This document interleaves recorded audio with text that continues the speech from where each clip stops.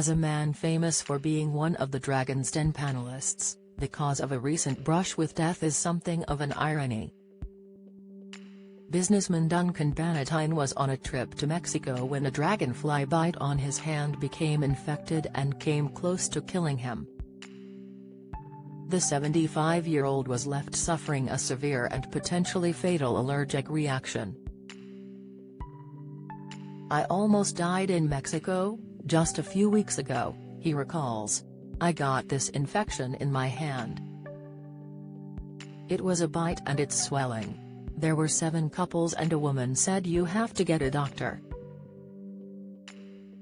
Duncan was on the trip with wife Nigara, 44, and she called for help. "My wife phoned the doctor," he continues. "I lay on the bed and he says he's going to give me an injection because it's a dragonfly. He injected me into my hip and I turn on my back. I was lying there, he was talking to my wife and I had this dryness come up through my esophagus. I was so dry and I couldn't speak. And my heart started, bump, bump, bump, bump, bump, bump, bump." Gasping, he managed to attract the attention of the medic again. Luckily the doctor hadn't left the room and knew what had happened. "He gave me this injection and it took it away. And then they got some pills from the pharmacist." The incident clearly shocked Duncan and made him think about his mortality, sparking a decision he admits he's obsessed with: writing a will. "I'm meeting someone this week who's planning my will," he told BBC Radio 4's The Bottom Line, Decisions That Made Me a Leader podcast with Evan Davis. "And when I'm gone, what happens?" He adds, "I'm sure sometime in your life somebody who's very old says, 'Listen, when I die, I want you to do this.' But he says, nobody wants to talk about dying.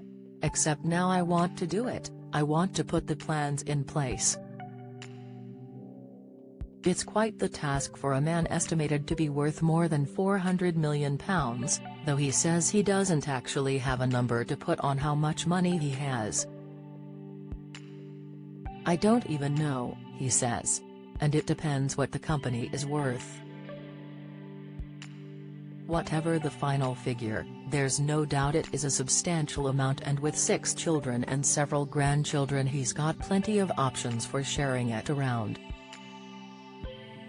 Duncan and first wife Gail Brodie were married in 1983 and had 4 children together: Holly, Abigail, Jennifer and Eve, before splitting in 1994. With second wife Joanne McHugh he had another 2 children, Emily and Thomas, before divorcing. Duncan met former translator Nigara, from Uzbekistan, in June 2015, when she was working at a London dental surgery and he was in to get some work done.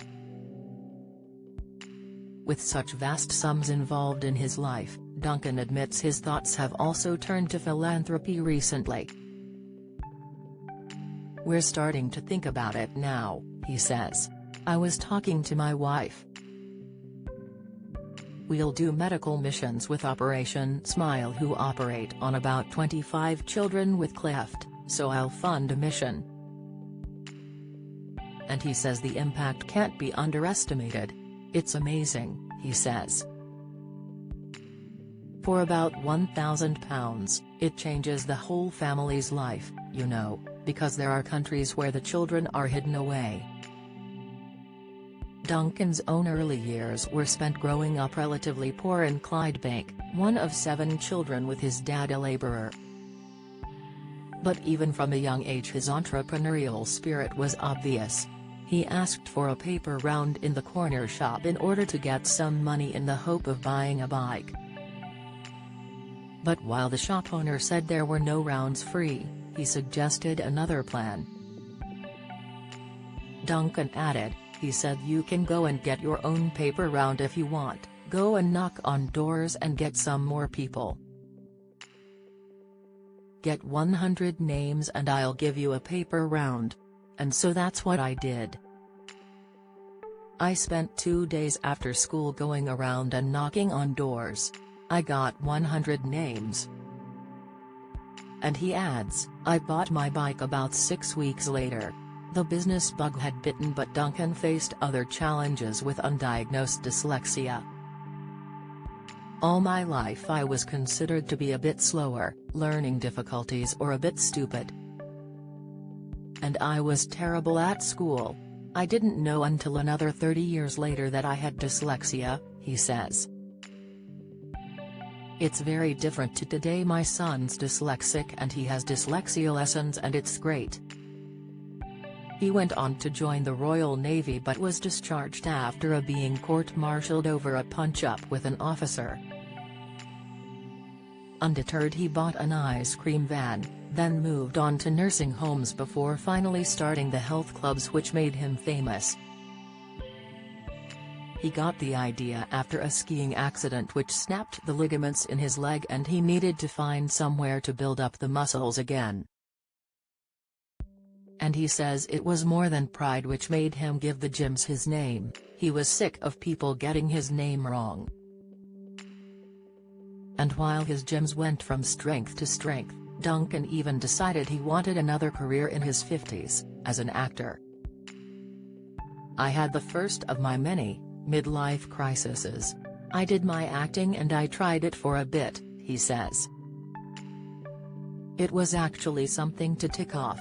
Soon after came his stint on the original panel of Dragon's Den, which he appeared on for a decade before deciding to leave, saying his thoughts turned to family as he got older and needing more time.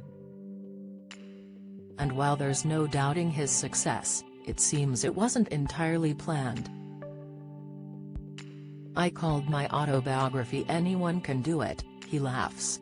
"But sometimes I think it should have called it 'Accidental Millionaire.'" Duncan Bannatyne's full interview on BBC Radio 4's The Bottom Line is also available on BBC Sounds from Today.